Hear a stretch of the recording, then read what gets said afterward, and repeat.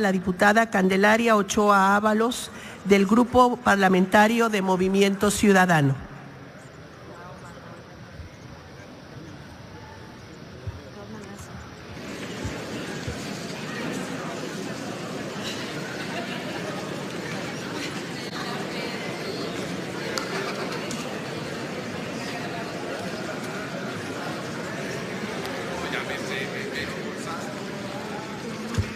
Diputadas y diputados, la política interior en la actualidad está desatinada.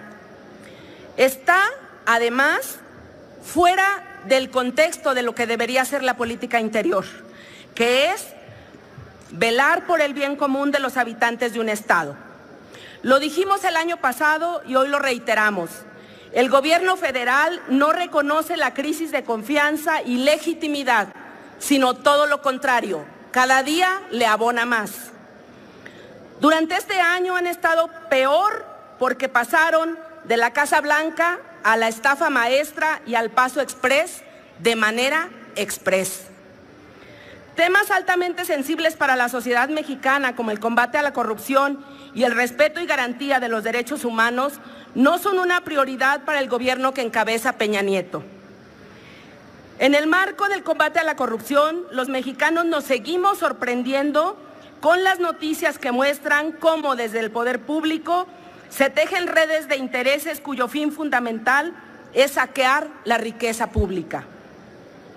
El tema de la estafa maestra no es más que una muestra de cómo muchos de los integrantes del gobierno conciben el servicio público como un medio para atender como un medio en donde los problemas del país no les interesan. La grave desigualdad económica en la que viven millones de mexicanos son solamente riqueza para ellos.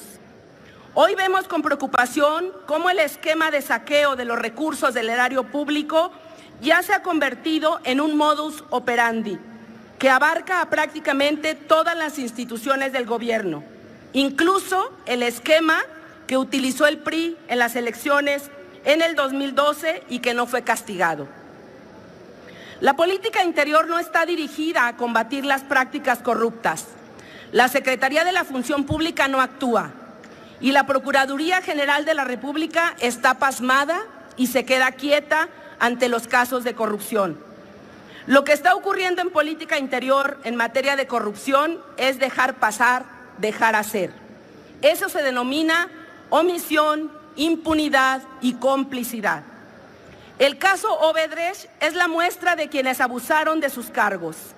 Es increíble que en países con estructuras anticorrupción más débiles como Guatemala, Perú, Brasil y Colombia han tenido mayores avances en la persecución del delito y no les ha temblado la mano para llegar a las cabezas más altas del gobierno. Aquí hay un pacto de impunidad. En materia de derechos humanos, ni se diga. La asignatura está más que pendiente.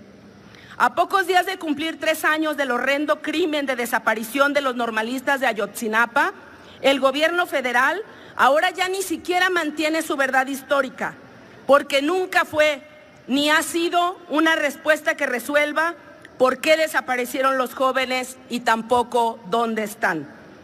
En la fracción ciudadana no vamos a aprobar la Ley de Seguridad Nacional, que pretende militarizar el país. En México se siguen matando periodistas sin que los crímenes sean esclarecidos.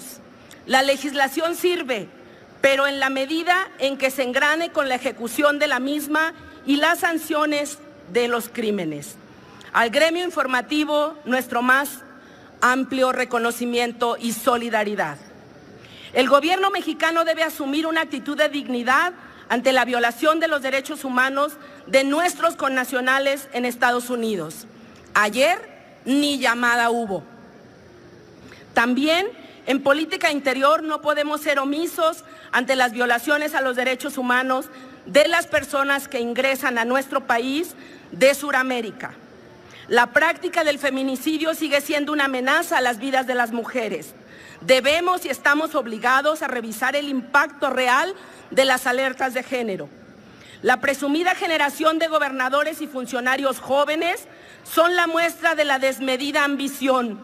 Los Duarte, Borge, Medina y funcionarios involucrados en los casos de Odebrecht, estafa maestra, Paso Express, la Jornada Nacional contra el Hambre, por decirlo menos, son casos que deben ser investigados, perseguidos y sancionados.